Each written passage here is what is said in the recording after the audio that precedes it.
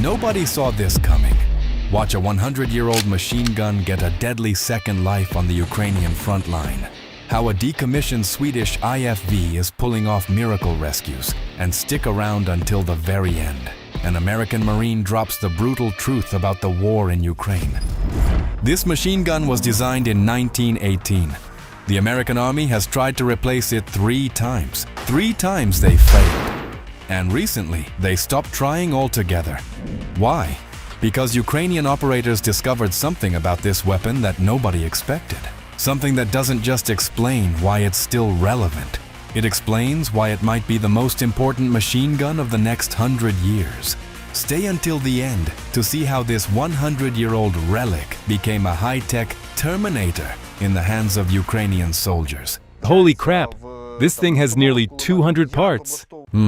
200 parts? Is that a lot or a little? Other NATO machine guns average around 150 parts. The average Swiss watch has up to 180 parts. That means this machine gun is more mechanically complex than a watch movement. Yet nobody's losing sleep over something suddenly breaking down right when the enemy decides to push. Because at the same time, the M2 is one of the most reliable machine guns in the world. The US Army even stopped looking for a replacement. That's exactly why the Madus gets mounted on everything, from armored vehicles and patrol boats to pickup trucks and ATVs, and it's even being integrated into modern remote weapon stations and ground drones. The Browning M2 is the Snoop Dogg of machine guns. They bring it into every collab. When it fires, even the guy pulling the trigger gets scared. But there's one thing that almost no YouTube reviewer talks about. It was discovered by Ukrainian crews in real combat. And this particular thing might extend the M2's career by another 100 years. What exactly did Ukrainian M2 Browning operators discover? And why could this one feature keep the M2 Browning's career going? You're about to find out. Along the way, you'll also understand why the US Army really stopped looking for a replacement for the Madus. And maybe by the end of this video, you'll be shouting it yourself. Eureka! Hallelujah, John Moses Browning. But first, hit like and subscribe to this channel. Your likes, subscriptions, and comments are what help other viewers find our videos. Thank you. Fire! So you've already seen how .50 caliber BMG rounds shoot down Shaheeds, destroy fortified positions, punch through light armor, and literally change the course of a battle. The M2 Browning can take apart an MTLB or an IFV. The 50 caliber BMG is not just a bullet, it's a little explosion. Over 100 years of evolution, this caliber has become the gold standard of NATO. The muzzle energy of the bullet reaches up to 18,000 joules. Just to be clear, this is more than 10 times more powerful than a shot from an M16 or an AK-12. The American machine gun has no equal when it comes to its variety of ammunition. 12 types of rounds for the Madus are being supplied to Ukraine. These are the 12 apostles of Browning. But 50 caliber rounds are not the most powerful in their class. Yeah, in terms of power, they fall behind their Russian competitors. How can that be? The thing is that the Soviet, and now Russian equivalent, is a sledgehammer with a caliber of 12.7 by 108 millimeters. And the 50 caliber is 12.7 by 99 millimeters. These 9 millimeters of difference in the casing length make a huge difference, because such a casing holds about 15 to 20% more gunpowder, which gives the bullet more energy at the exit. That's why the M2 Browning is the most badass in the world, not because of its power. Its secret is hidden in this black box. This is the receiver. For the machine gun to start shooting, you need to perform a little ritual invented by John Moses Browning. Rack and release this big charging handle twice. Why exactly 2 times? The first time the bolt grabs a round and feeds it into the barrel, and the second time, the firing pin gets into the position from which it will strike the primer upon pressing the metal trigger in the middle. But all the magic is in the fact that the firing pin only triggers when the round is seated inside the barrel. This system is called closed bolt firing. That is why the M2 Browning has a more complex locking mechanism and additional parts. But this complication makes sense, because the shot happens more smoothly, without extra vibrations, and with a short recoil. What does this give you? Incredible accuracy for a machine gun. Because before the shot, the heavy bolt of the Ma-Deuce sits in place and doesn't push the machine gun around like it happens on MGs that operate on an open bolt firing scheme. For example, the FN MAG machine gun. Upon pulling the trigger, its bolt feeds the round and immediately fires. That means the shot happens in motion and not after a complete stop. Because of the extra vibrations, the accuracy suffers. But does a machine gun really need such sniper-like accuracy when its job is simply to dump a few pounds of metal in the direction of the enemy? That is a very solid point. Yeah, you don't need to be a sniper to let the enemy get within a distance of 20 meters and then pump them full of lead, just like the Ukrainian Ma-Deuce operator does in this footage. In this situation, you just need to have balls of steel and a lot of ammo. You also don't need sniper accuracy when you're laying down suppressive fire from the roof of an M113 while approaching an enemy position or a friendly drop-off point. You can find a video about this old-school American IFV's weaponry on our channel, so we won't dwell on it here. You definitely don't need sniper accuracy when you're firing into the dark, guiding your aim solely by the sound of an enemy IFV's engine. However, accuracy matters when you only have a few seconds to take down a Shahid. Accuracy is vital for hitting hardware at a distance. An M2 operator can pick off the engine, the optics, or the crew, rather than just spraying the hull. Besides, the Ma-Deuce is arguably the only heavy machine gun in the world that features a dedicated single-fire mode. If you mount some optics, the M2 transforms into a sniper rifle, and the machine gunner becomes a sniper. Of course, you've heard of Carlos Hathcock, who took out an enemy in Vietnam at a distance of 2,286 meters. But there are plenty of such cases in the war in Ukraine as well. Yet, when John Moses Browning created the Ma-Deuce, he couldn't have imagined that its perfectly balanced mechanics, hidden inside that black box, would be so useful in the age of artificial intelligence. Today, the M2 Browning serves as the primary armament, not just for many remote weapon stations, but also for AI-driven combat systems. Target to approach, and then the turret computer itself takes into account the height and other data already calculated by the rangefinder. Then when everything is calculated, I will see a sign indicating that the fire is authorized, and then it starts shooting.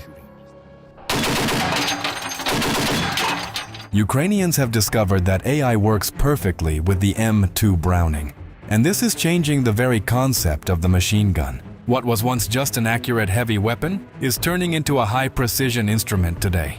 The thing is, the barrel and the bolt of the M2 Browning recoil strictly backward in a straight line. It's much easier for an AI to calculate recoil compensation when it's linear. Therefore, the fire control system knows the barrel will return to the exact same point. The Ma-Deuce's design allows for the installation of an electromagnetic trigger that fires with a delay of only milliseconds. This makes it easier for the AI to calculate the shot timing down to microseconds, factoring in the target's speed. This makes machine gun fire insanely accurate. Where an operator would have spent 50 rounds, an AI-powered system gets it done in 3 to 5 shots. Every time I see this, I'm like, yeah, the machines are definitely coming soon. The fast electromagnetic trigger and barrel stability also simplify the work for operators who control unmanned ground vehicles, UGVs, remotely. Look at what a modern assault on a village looks like now, without any assault troops involved. A reconnaissance drone circles over enemy positions. The operator detects movement. Out here, every meter is a risk for a human. That's why the UGVs step into the game. In front of the UGV operator is a screen with a live feed from a camera and a thermal imager. The drone in the sky monitors the surrounding area. There's the house.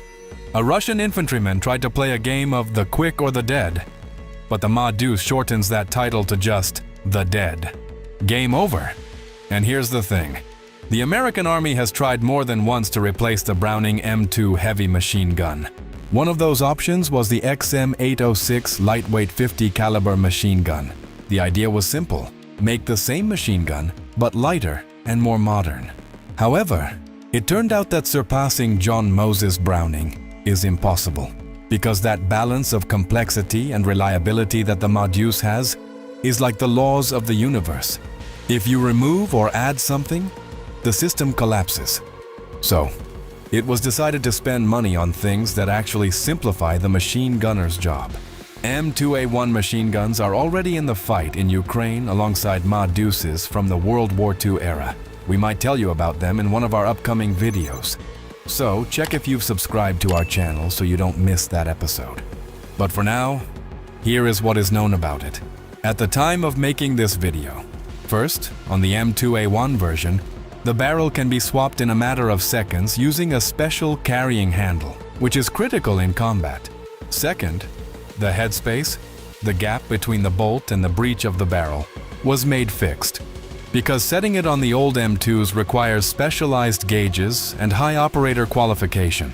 Third, the M2A1 is equipped with a new flash hider that reduced the visible muzzle flash by 95%. Now the machine gunner's position is less visible at night. That's it. Nothing else needs to be changed to avoid breaking perfection. Hallelujah, John Moses Browning. But let us know in the comments, do you think there's a machine gun better than the M2? Or one that can even compare to it? Scrapped junk being disposed of cheaply in the war in Ukraine? Seems like I'm stuck. Or reliable armored all-terrain vehicles? Tough, no-nonsense workhorses. Any puddle, any muddy slope we've got, she pulls through beautifully. And well-armed on top of that? Aviation cannon, very high rate of fire.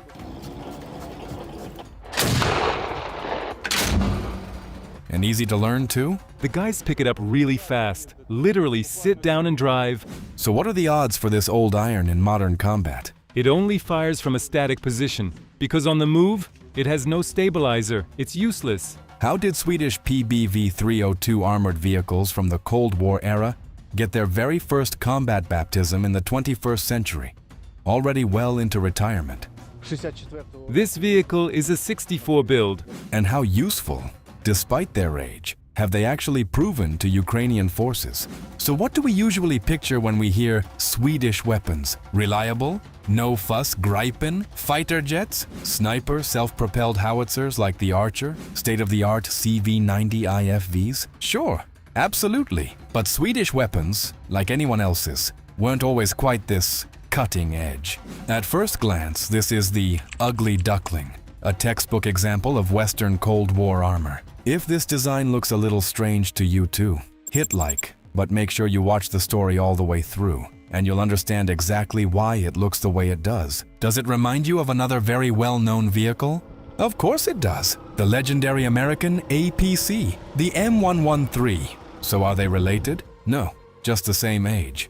And that kind of design was extremely common back then. In the early 1960s, neutral Sweden was selecting a new armored vehicle for its military. The M113, cutting edge at the time, was on the table. But it was considered too expensive to produce and not well enough armed. And oddly enough, the Swedish military wasn't happy with the ramp, too slow. So they built a similar vehicle, but their own, the PBV-302, with doors instead of a ramp. For example, these doors have two closing positions. To close them in the normal, unhurried way, we just close them. If we need a quick close, we flip out a special leg and shut the door. No handle needed, nothing. They don't seal tight, but it's very fast when you need it.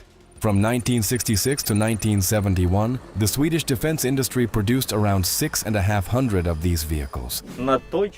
For its time, it was genuinely a comfortable armored vehicle, one that infantry could actually enjoy riding in. They served faithfully until the end of the 20th century, until the next generation CV-90s came along to replace them. The PBV-302 was finally retired only in 2014, but not scrapped, at least not all of them. And in May 2024, the Swedish government announced the transfer of all available vehicles to Ukraine, around 200 units. They were pulled back literally from the scrap heap of history, hopelessly outdated, morally and physically, but in fully working condition. And Ukrainian soldiers aren't known for being picky. They've seen worse. Good vehicle, nothing bad to say about it. Sure, it has its quirks, but a machine of that age, and it still works, still gets the job done. On top of that, on the Russian side, the equipment is generally from the same era. Soviet IFVs that didn't earn their grim reputation as infantry mass graves for nothing. So why do Western and Soviet armored vehicles look so different on the outside? In the Soviet Union, for decades the visual profile of vehicles was kept as low as possible. As a result, there was catastrophically little interior space in both the BMP-1 and BMP-2. In the West, user comfort was a much higher priority. So which armored vehicle design do you prefer? Let us know in the comments. The troop compartment has 8 seats for dismounts, 8 seats total, plus storage space where the troops can keep their weapons, extra ammo, or rations they're carrying with them. If you compare it to the BMP-1, well, to Soviet automotive and military equipment in general, this machine was already designed with people in body armor in mind.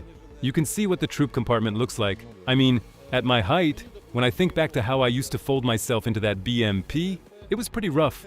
In here, it's a lot more manageable. But is it really just about comfort? Or is there perhaps a different reason for all that extra space? Even back in the 1960s, Sweden was already thinking about the fastest possible evacuation of the wounded, and deliberately didn't rely solely on dedicated medical transport. If we need to evacuate 4 wounded, guys on stretchers, we break all of this down, it all comes off, the mounted equipment gets removed, hung on the seats, and we can lay 2 casualties up top and 2 down below. Is there anything else that backs up this theory? Well, for example, unlike the troop compartment, the crew stations for the commander, gunner, and driver are anything but spacious. They're cramped, to put it plainly. This here is the gunner's position. Seems like there's even less room here. I'll still try to get in, but there's a real risk I won't be able to get back out on my own, and someone will have to drag me. Even for a person of average build, working in conditions like that isn't exactly comfortable. I don't know. You'd need some kind of dwarves working in here. I'm 1.76 m at about 5'9", and for me this is a serious squeeze. Does that mean the PBV-302 is unfriendly to its crew? Not exactly, because the vehicle has other very significant advantages. If the reliable Volvo engine has some minor breakdown, it can be fixed without ever leaving the cab. The engine access is really well thought out. It sits under the cover you're actually sitting on. The cover comes off with 3 bolts right here. If we've got a hose, a sensor, a filter change, or we need to bleed the system, we do all of that without leaving the vehicle, right from the commander's seat. If you want to know everything about Western equipment in the war in Ukraine, make sure you subscribe to our channel if you haven't already. In terms of engineering quality, the Swedish armored vehicle clearly beats its Soviet contemporaries. On those, just to remove the starter, you practically had to pull half the engine out. Here it's all accessible. Yeah, nice touch. She's smoother, this PBV, in the way she drives. Maybe some of you know, on the BMP, if a gear jams, you've got to wrestle with it to knock it loose. Here it's the opposite, just like a regular vehicle. Another undeniable advantage, the PBV-302 is fitted with a remote track tension adjustment system. First, that's about how quickly you can adapt to different road surfaces. Second, it's about crew safety. They don't have to step outside for something minor. Wherever we're driving, we can either tighten or loosen the tracks depending on the conditions. At the training base, we put a pretty serious number of kilometers on it. Not once did the tracks throw a shoe. Compared to our BMPs, it's very hard to detrack. So how does all of this translate into off-road performance for a vehicle that doesn't exactly look the part? Ukrainian soldiers are genuinely impressed by it. It's practically on par with the BMP, maybe even better in some ways. Any puddle, any muddy slope we've got, she pulls through beautifully. So what about the weapons? Unlike the M113, which only has a machine gun for self-defense, the PBV-302 was fitted with a 20mm automatic cannon. It's an aviation cannon, very high rate of fire, but the ammunition feeds through a magazine. The magazine is 3-row, and we can load 30 rounds. And that cannon can fire up to 8 rounds per second, meaning that in an intense firefight, you'll be swapping magazines every few seconds. And every one of those pauses is a window of opportunity for the enemy. If we run out of rounds in the cannon, we can't fire. Can't fire, we're as good as dead. So how much of a design flaw is this? For comparison, American Bradleys and Soviet BMP-2s feed ammunition in belts of several hundred rounds, which allows sustained fire for far longer without interruption. On top of that, the PBV-302's cannon has no stabilizer, so it can't fire on the move. Since it has no stabilizer, it only fires from a static position. On the move, it's chaotic. Rounds going nowhere. We need to work a tree line. We stop, the gunner acquires the target, we fire, and then we move.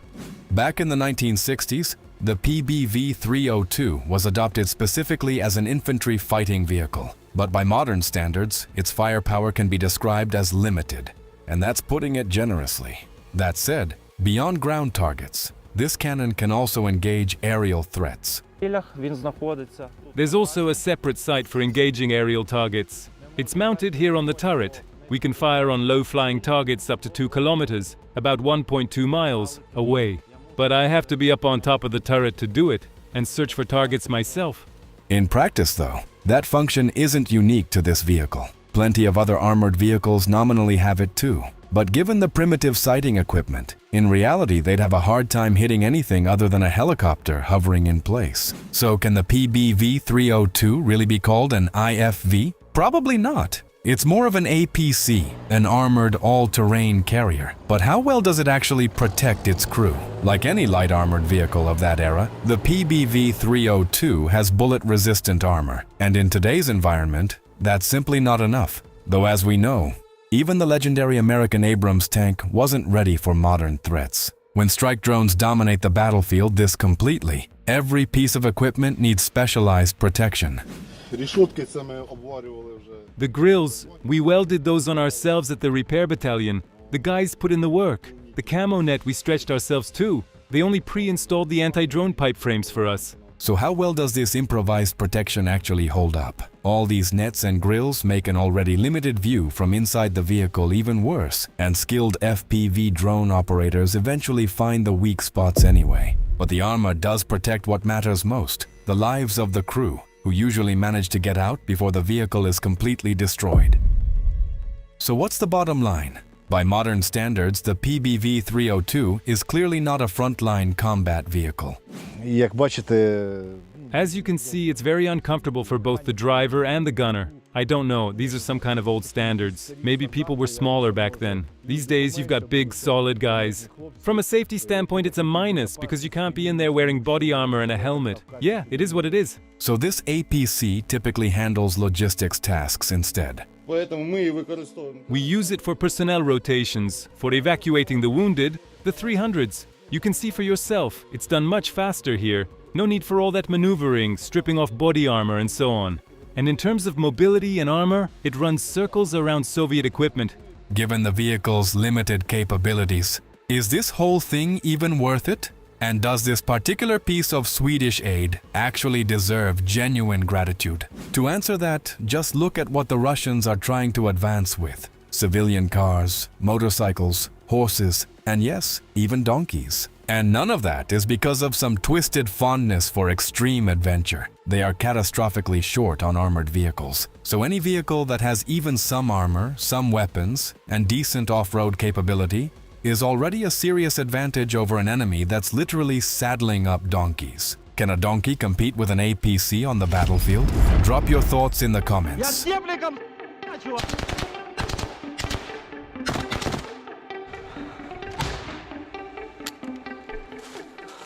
Did they come up to you here? Yes, I started to meet them, thinking I'd let them come closer. Then I hear, "Give me a grenade." Up close, he was just terrifying because he was completely covered in stuff. He had a frame on him, metal mesh, then a metal profile, garbage bags, bags literally stuffed with trash. Also, it could absorb as much fire as possible, draw away FPV strikes, and take the hit itself, whether from infantry or from a BMP. Right then, my brother-in-arms shaman, who is now actually my commander, made the decision that he would take the fight and I would cover him from above with the drone, because my combat crew is a drop crew, meaning a strike crew.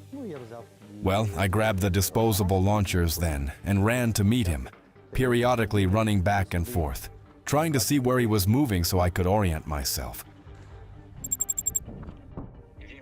He immediately put on his gear and went out to meet them, just to meet them head-on so they wouldn't reach our shelter.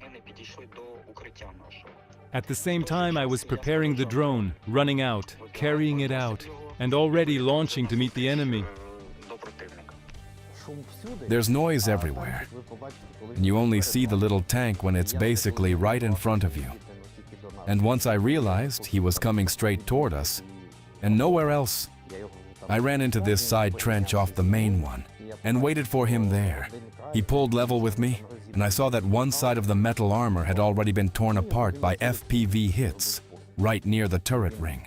So I aimed there and fired. He drove another about 50 meters, around 165 feet, and started turning toward the field, and they kept burning him there with FPVs, burning him and burning him.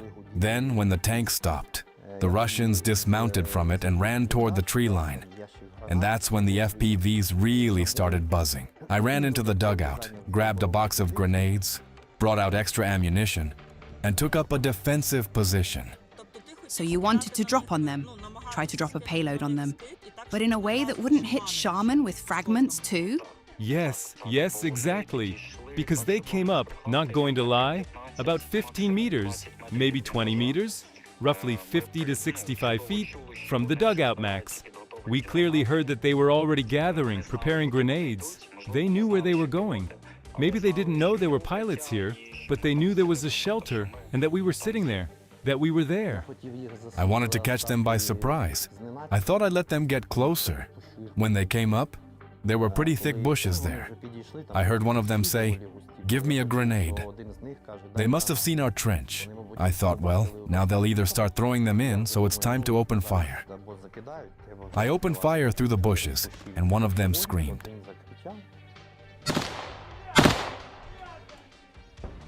Basically, already from the first drop, one of them was wounded. Shaman had immediately shot the first one in the arm and was shouting for them to surrender. We were waiting for that moment, hoping they would just give up and surrender.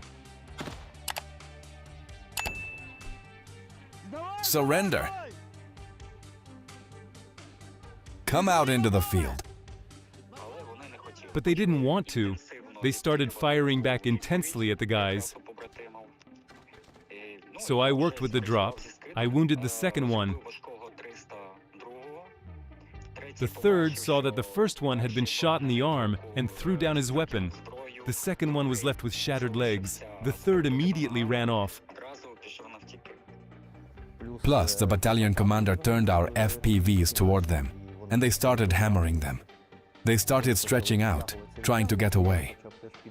I started pressing them too. We finished controlling them. One of them ran to the end of the tree line. There was a mortar position there. One ran toward it. The mortar guys finished him off there. Well, and that's basically how that day ended. And they had come up to us with grenades and started trying to f us up. They came right up to you? Yes. I started meeting them, thinking I'd let them come closer. Then I hear, "Give me a grenade." But the next day, there were also, let's say, adventures, because a fourth Russian came to us, who simply hid in the bushes. And by the way, Shaman heard him too. I stepped outside, breathed some air, just stood there breathing. You go back into the dugout, and he was there like, you know, as if a person had been resting. Woke up, and something just felt off. His instinct kicked in. He went outside. And that's when he heard that fourth one transmitting information over the radio. Branches were crunching under him. And we didn't even understand where he came from. Well, everything was so intense, everything happened so fast. You couldn't predict the route he took. At first, 2 tanks were heading toward us. The first one stopped, turned around, and still drove away. FPVs were hitting them hard. Those tanks were just a welded shack. When it finally drove up toward us, it was like a 2-story house rolling forward, welded over with everything possible. As I understand it, their reconnaissance must have explained the routes to them, because they actually passed our infantry. And certain structures that are meant to take on armored vehicles in a fight, things like that. First of all, I was afraid he would just drive up, turn the barrel toward us, and fire. My combat experience at that time was still fairly small. So, what were your thoughts at that moment overall? Thoughts? Just that either he would arrive or he wouldn't make it because of the FPVs. I don't know. That specific tank that came to us was definitely hit by about 15 units. The scariest days in war are exactly those moments when there's silence. At that time there was quiet, no movement, no targets. And then in a single moment, an assault. Vehicles, a BMP, infantry, several tanks.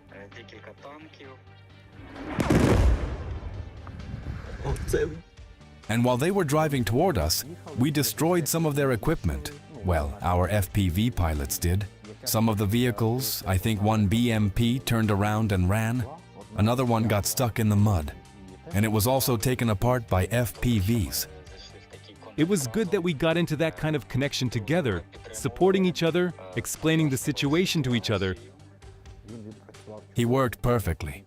Later, he even said, "I don't want to go to positions with anyone else anymore, only with you." He said if I had been with someone else, we probably would have died. I told him, well, experience. It's all experience. But a huge thanks goes specifically to our battalion commander. You are men with enormous steel balls. Sincere thanks for the work. From my side, I promise that such actions will not go unnoticed.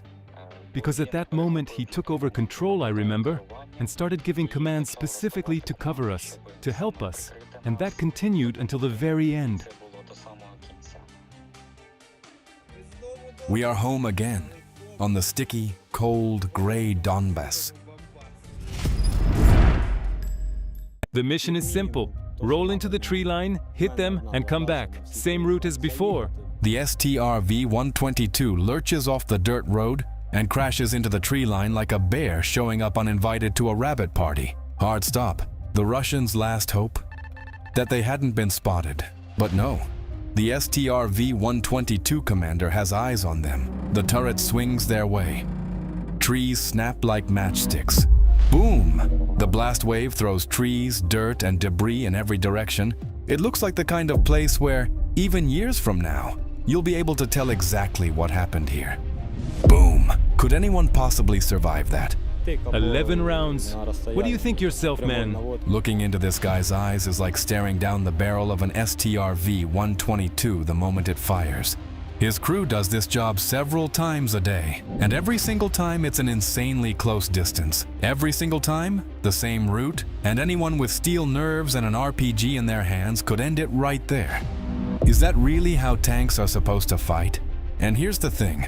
The Russians eventually did track down this Strv-122.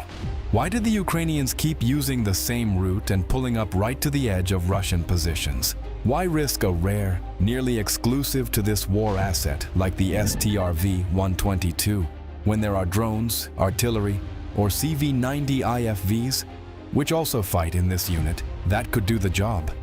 And finally, what happened to the tank and its crew? You're about to see all of it. Along the way, you'll also find out whether the Strv-122's weak spots are any different from those of the Leopard 2 it's built on. But before we get into it, please hit like and subscribe to our channel if you're enjoying this format. It genuinely helps us push the video out to more people. Thank you. So the story starts with the Strv-122 crew commander receiving an order to destroy yet another fortified Russian position. The tank's firing position is marked on the map. And get this, the distance to the enemy turns out to be just 250 meters. That's an anomaly, because that's a critically short distance. Even a bad shooter can hit a tank with an RPG at that range. Even an idiot with an assault rifle can put a burst toward the Strv-122 and take out its optics. But orders aren't up for debate.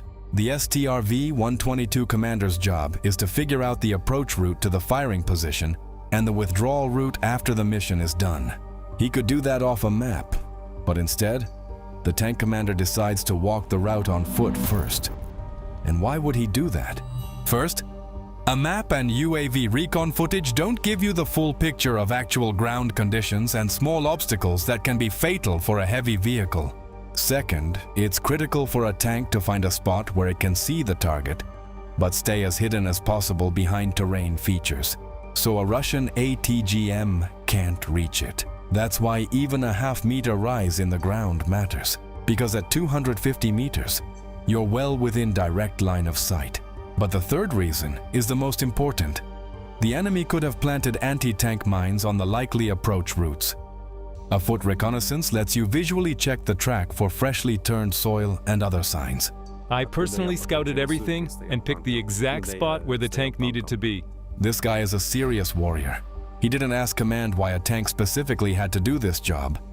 Because you don't question orders. But you and I aren't in the army. We're sitting on the couch. So after the fight, we'll find out why everything went down the way it did. So at dawn, before the sun or Russian drones had a chance to get up over the battlefield, the Strv-122 rolls out of cover to give the Russians a very bad morning. We're not revealing the exact location of the tank because fighting is still ongoing there. At first, everything goes smoothly. The tank covers the route quickly, rolls into position, and starts firing. After the fourth shot, the commander can tell the mission is done. The building where the Russians had dug in is destroyed. We did everything and came back, but after noon they told me we needed to do it again. Well, orders aren't up for debate. But there's no time to plan and scout a different route, and taking a different path carries almost a 100% chance of hitting a mine, because every field and road on the front line is littered with them. Taking the previous route turns out to be a few percentage points safer. And here's what happens next. The tank reaches the position again without incident and fires another 4 rounds. That leaves 11 rounds still in reserve, because the upper ready rack of the Strv-122 holds 15 shells. But on the way back, the commander spots an enemy through his optics, hiding in a nearby tree line. The decision is made in an instant. The Strv-122 sharply changes direction and plunges into the unknown. What happened next? You already saw at the start of this video. And what comes after that? You're about to see right now. So the Strv-122 tears apart the enemy position and races back to base.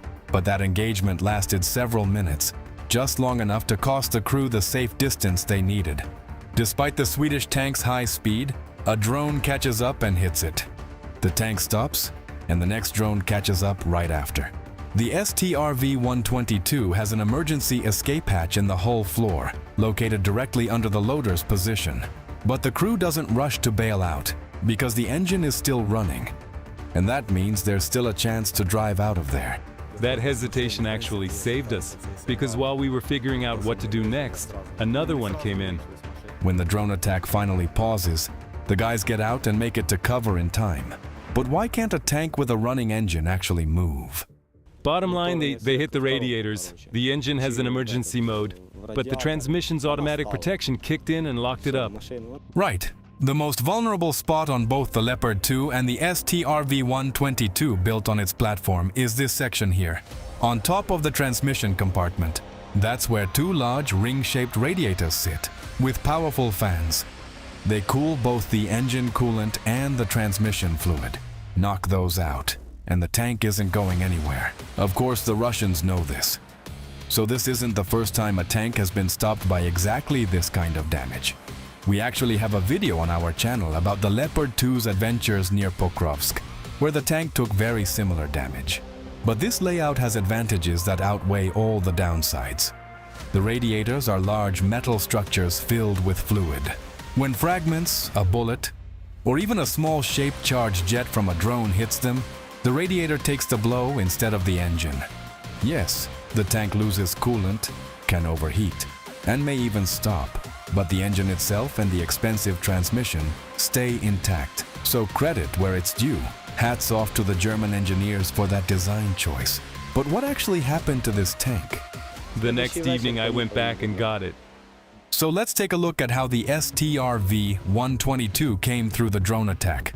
Look, the external protection and metal grills took damage, but the armor itself is untouched. The crew handles the repairs themselves. New grills get welded on. Fresh contact 1 blocks get bolted up. The same ones Leopard 2s use in this war. the loader turns into a metal worker. A 19mm wrench is the main tool around here. The driver mechanic becomes a welder. The Strv-122 is a great tough piece of kit, but fiber optic FPVs are really hurting us. Still, we always find ways to cover our armor. So, including the radiator replacement, which takes at least 6 hours on its own, the full restoration of the Strv-122 took less than a day. We wish the crew luck on their next missions. But now it's time to answer the real question. Does it actually make sense to use tanks in close-range combat? Let's start with artillery, since it packs the same punch but operates from a safe distance. But it's not that simple. After the very first shot, the gun gets picked up almost immediately by Russian counter-battery radars and can draw return fire very fast. So artillery isn't risked on small targets. It's saved for big strikes. Maybe the CV-90 IFVs, which also fight in this unit, would be a better fit for this kind of task. Sure, the 40mm Bofors cannon can fire programmable rounds that airburst and shred infantry with tungsten pellets. But turning a fortified position into rubble? Neither those rounds nor anything else in the CV-90's arsenal can do that. You can see exactly why in our separate video on the Swedish IFV. It seems like the most versatile tool of this war remains the drone. But tanks do get used where drones can't get the job done, whether because of bad weather or Russian EW jamming. Radio interference often cuts Ukrainian drones off before they even get close to enemy positions. An EW system has zero effect on a tank, though. On top of that, most UAVs carry a small warhead, not enough to destroy a fortified position and get the people sitting inside bunkers or behind walls. A tank round is a different story entirely. It punches through cover and detonates inside. In a minute or two, a tank can put out a dozen shells and simply flatten a position, making it completely unusable. There's no way to achieve that effect with drones. From radio intercepts on their side, we heard that what they fear most is our tank fire. And that says it all. When you need to break the enemy's will to fight, you send in a tank. Just its appearance on the battlefield triggers panic. Direct fire demoralizes far more than drones ever could. You really don't want to find yourself under that kind of fire. And that's probably exactly why Ukrainian command decided to put the Strv-122 into the fight. Here's our takeaway. In many situations, a tank is more effective than any other tool available because it's a mobile, armored vehicle with a precise and powerful gun that can engage fast and reposition just as fast. But drop a comment and tell us what you think about this specific operation and about the future of tanks in general. Will we still see them in the next wars? Or has their time finally passed? We reviewed dozens of strikes on American tanks in Ukraine and counted no fewer than 10 ways to destroy one of the best tanks in the world, even with additional protection bolted on. And here is exactly how one of those deadly scenarios usually plays out. The Abrams crew can't hear the drone. The armor turns the tank into a solid safe. The expensive EW system on the roof adds to that feeling of being untouchable, like everything's been thought of, but that's a completely false sense of reality. We were counting on having the armor here. We just weren't warned that they'd removed it. This Ukrainian tanker is talking about the depleted uranium armor that isn't fitted on the Ukrainian version of the Abrams. So Donbass, where the Abrams made its combat debut in early 2024, became its Armageddon. American tanks haven't taken a beating this hard since World War II. If they'd informed us earlier, we could have fitted Contact 1 in time and saved both the vehicles and the personnel. What's wrong with the Abrams armor package for Ukraine? Why does even the add-on protection fail to save them? And would the classified depleted uranium armor have made a difference? You're about to find out. And then we'll get into the new protection solution that American tankers came up with themselves, because they've been watching the same footage you're about to see, very carefully. Fair warning though, there are a lot of destroyed American tanks ahead. A lot. If the hard truth doesn't scare you, hit that like button, so this video reaches as many people as possible. Thank you. So let's start with a secret that's over 40 years old. The Abrams really does have a special armor variant that incorporates depleted uranium. But that doesn't mean the tank is made of uranium. DU armor is a multi-layer sandwich of steel, ceramic, and other classified components, with depleted uranium plates sitting inside that sandwich. But no country in the world that operates the Abrams has the DU armor version, so it's no surprise Ukraine didn't get it either. So what armor does the Ukrainian variant of the Abrams actually have? Instead of the classified depleted uranium inserts, the armor package uses a combination of ceramic, steel, and tungsten. That's the standard configuration for all export Abrams variants, essentially an analog of the Chobham-Burlington armor. So how does it hold up under fire? If an ATGM hits, the missile punches straight through the tank, enters the turret from the driver's side, and exits out the other side.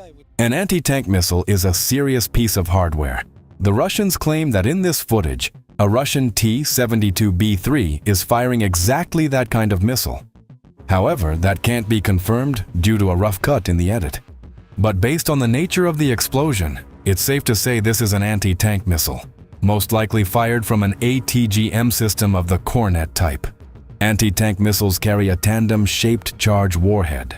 The first charge detonates the ERA, if there is any, and milliseconds later, the second charge punches through the main armor with a jet of molten metal. But what happens when there's no ERA at all? Without explosive reactive armor, a tandem anti-tank missile becomes even more lethal because the armor takes a double hit with nothing to disrupt it. By design, the Abrams should be able to absorb that hit. Oh no, its armor no longer meets modern battlefield requirements. That's exactly why the Ukrainians started fitting Contact 1 ERA. They were counting on it heavily, but those hopes burned away like smoke after a shot. If you're already subscribed to our channel, you've probably seen the video where Ukrainian tankers walk through exactly how they bolt those Soviet-era blocks onto American armor.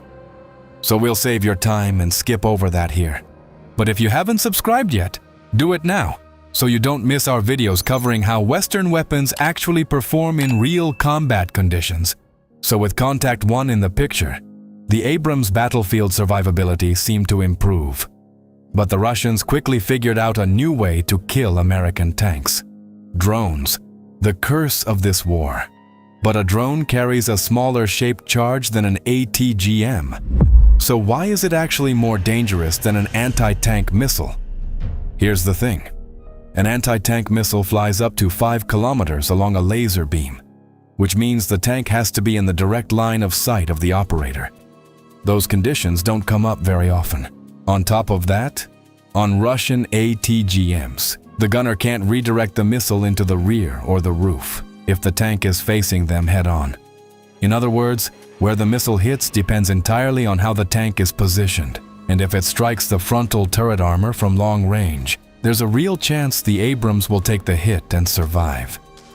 But a drone has none of those limitations. It flies for many kilometers, and the operator, sitting safely in the rear, can choose exactly where and when to strike, while the frontal turret armor of the Abrams handles a drone hit just fine. If the strike lands on the turret roof, where the armor is thin, there are no chances. Drones swoop down like vultures from the sky and can tear an Abrams apart in literally just a few minutes. An experienced operator can even thread a strike into the gap between add-on protection blocks. So how do you defend against this? The stopgap solution was protective netting, which stops the drone at a safe distance from the armor. But experienced operators work in teams. First they tear through the net, then they send the next drone straight through the hole. So EW systems became the better answer. The thing is, drones are controlled over a radio channel, but when a drone enters an EW jamming zone, instead of a clear picture, the operator sees this. The interference stops operators from guiding drones into the Abrams' most vulnerable spots, or the drones lose the signal entirely and drop. But that advantage didn't last long. A different type of drone appeared on the battlefield. This little killer's flight doesn't depend on radio waves at all. Trailing behind it in the air is an almost invisible fiber optic thread, stretching 10, sometimes 20 kilometers. It's thin and nearly transparent, but tough as a nerve fiber. So the operator sees his target perfectly, even right next to an EW system. Right now, the Abrams on the battlefield is like a mammoth that knows its time has passed. First, a recon UAV appears in the sky, hovering high above the battlefield, patiently looking down. To it, a tank is just a large, warm machine visible through the trees. Once the target is found, the hunt begins. Fiber optic strike drones go up into the air. They fly low to the ground, hugging tree lines, hills, and ruins. Sometimes there are several of them at once. The operator takes his time and carefully searches for a weak point. He knows the frontal armor of the Abrams is extremely tough, so the drone doesn't go for the front. His targets are the turret roof, the engine compartment, or the rear hull. The armor there is far thinner. The goal? Immobilize the tank. While the Abrams is absorbing hits, the crew has time to bail out and take cover. The final seconds of a tank's life look almost identical every time. So would the classified depleted uranium armor have saved the Abrams? Each DU armor plate is 19 millimeters thick, which is equivalent to 40 millimeters of conventional armor. Each armor package with DU armor has a thickness equivalent to 900 millimeters of rolled homogeneous armor. But they're only fitted to the front of the turret, specifically on these cheeks. Why? Statistics from previous wars show that up to 80% of hits in tank-on-tank combat land right there, because the lower hull is almost always hidden behind terrain folds, bushes, or debris. And the survive and fire tactic used by Abrams crews in defense assumes the tank is sitting in a hull-down position, engaging targets with precision fire, thanks to its excellent optics and fire control system. But in this war, there are no tank duels. And instead of survive and fire, crews are operating on a shoot and scoot principle. Because the main threat is drones. And they only need a few minutes to find a tank and hit it from behind. So DU armor has lost much of its former relevance. So it goes. Of course, the Ukrainians will come up with something new, as they have many times throughout this war. And here's how American tankers have absorbed the Ukrainian experience. Right now, 350 American tanks are being fitted with a new passive protection system, the GM1914 VPS Top Attack Protection. This is a passive add-on armor system installed over the upper hemisphere of the hull and turret on top of the base armor. Interesting to see how it will protect against FPV drones, loitering munitions, and top-attack anti-tank missiles in the next Gulf War with Iran. Here's what we found out when a drone or a missile with a shaped charge warhead hits a VPS panel. The multi-layer composite materials cause the warhead to detonate prematurely and disrupt the formation of the high-velocity shaped charge jet. As a result, the penetrating power of the munition is significantly reduced, and the Abrams' thin roof armor takes a much weaker hit. If it's a drone drop or a fragmentation round, the multi-layer VPS structure absorbs the blast wave and catches the fragments, preventing them from punching through the thin armor around the hatches or damaging the observation equipment. But the most important thing, this is a factory solution. No nets, no improvised cages, no heavy contact one blocks bolted on. The panels are designed as individual segments that can be quickly swapped out in the field after taking damage. Sounds impressive, but drop a comment below.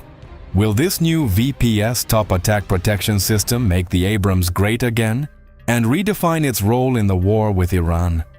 Either way, we want to hear what you think. Show me your hands. On your knees, please. These are just basic forms of address from a well-mannered man. Please and thank you. That's why I talk like that. I'm not going to shoot. I'm an American. I don't really understand Russian. And that's an important point. Staying calm with the enemy. Showing that you control the situation. Showing them you're not about to put a round between their eyes the second they drop to their knees. Enjoy your meal. In that area, there were 4 Russians. 2 surrendered quickly, and 2 more stayed inside the dugout. So I tossed 3 grenades in through the chimney. Then I waited for our FPV drone to come in and blow the door off. After that, I realized I had a solid chance to clear that dugout. All right. Show me your hands. I cleared the dugout and took those 2 prisoner. I'm not going to shoot. I'm an American. I don't really understand Russian. Then we moved them to a nearby position, and from there they were evacuated off the line of contact. Quiet. Get these guys into cover. You've definitely seen this video of an incredibly polite American taking a Russian prisoner. Let's give you a bit more context. This soldier is fighting in the Ghosts unit, 63rd Separate Mechanized Brigade of the 3rd Army Corps. We wanted to introduce you to him a bit more. Hello, good to see you. Hi, nice to meet you. You're wounded? He says it's been hurting for a long time. I'm from California, USA, and I've been here almost a year. Yeah, this definitely isn't California. It's a lot colder here. Yeah, much colder. As a Californian, I wasn't ready for this kind of weather. But there are other guys from California here too. And overall, we're figuring it out somehow. We're recording this interview in English, but honestly, it feels like we could do it in Ukrainian too. Your Ukrainian is incredible. I'd say you sound almost like a local. Especially remembering that moment when you took those Russians prisoner. That was an insane level of language skill. I'm talking about that now legendary video where you spoke to them so politely. Do you have a lighter? But that's actually dangerous. You must have been really nervous. In those conditions, especially when you need to be extremely careful, it would probably be more comfortable to speak English. But you were speaking Ukrainian. It's all good. It's all good. Come here.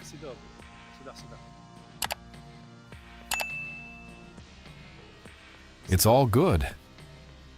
Wounded? Yeah, I've had a lot of Ukrainian teachers, and again, it's just basic manners. Please and thank you. That's why I talk like that. I've taken quite a few Russians prisoner already. And there have been a lot of firefights too. So now, when it's time to engage or take prisoners, just doing the job, I'm much calmer. I feel pretty comfortable because during these ops we have contact almost every day. Sometimes we clear several positions in a single day. So it's something not just I've done many times, but my whole group has. And that's key, staying calm with the enemy, showing you're in control. It's all good. I'm not gonna shoot. Showing them you're not about to put a bullet between their eyes the moment they kneel. Not scaring them. It makes my job easier. Less chance they'll try to run. Less chance they'll start firing if they think that's their only option. For me, when I'm carrying out a mission, it's just work. Now that we have somewhat of a sense on how to clear houses, this will be the next step when it comes to working as a team. The guns, the rifles will be orientated on this building, allowing Bravo team to come and take this building. I try not to shut off my feelings and emotions. So yeah, I try to stay as calm, cold-blooded and collected as possible. So it's like a conversational Ukrainian practice club. On Russians? Yeah, I've got infantry Ukrainian. Storm the Peter, but But I don't know how to say drop a like and subscribe. In the infantry, that's normal. You can go uncensored here, right? Well, then you can add, пиздец and нахуй and all those заебись. Yeah, those are definitely popular phrases. They're not in the Ranger handbook, but they're very popular. Into the fucking room by them fucking self on fucking covers. So you have to fucking stack up right here on this fucking door. Wait for a fucking squeeze. After you say fucking door left. Okay, what can you say about Russian soldiers? what can I say about them? I've met former criminals. There was a guy from Uzbekistan who used to work in Russia. He got caught with a gram of weed, marijuana. They told him, either they beat and rape you, or prison. Or you go serve in the army for a year. He chose the army. And the moment he got to the front, he walked toward our positions and surrendered to the first drone he saw. There were also prisoners who said they had sick relatives and needed money for treatment.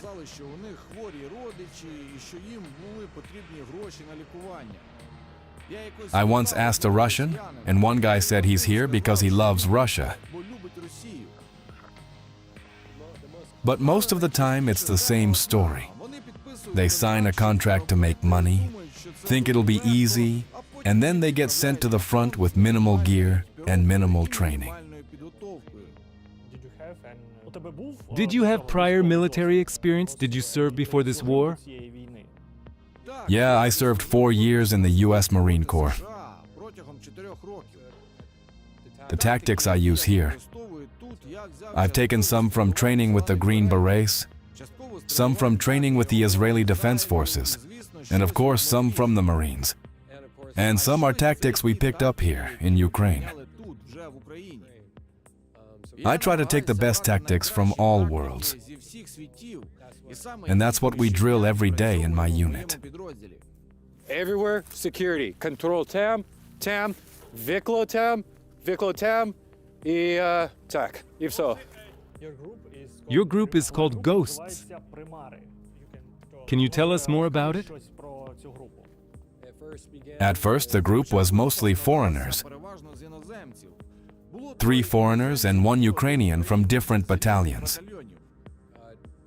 We came together and started working in the forest as a reconnaissance and assault group, as well as a clearing team. We showed good results, so our brigade, our battalion, decided to keep using us in that role. It all started last fall. And since then, we've done a lot of good work. A lot of effective work. So, it's super important that when we have the first man breach and go inside this room, that somebody's right there. Honestly, this is my new home now. Kramatorsk, especially Sloviansk. I already see these places as home. When I went on leave, I didn't go back to the US. I decided to stay in Ukraine and get to know it better. I've been living here for a year, and all that time I've been in the same operational area, fighting for the same cities.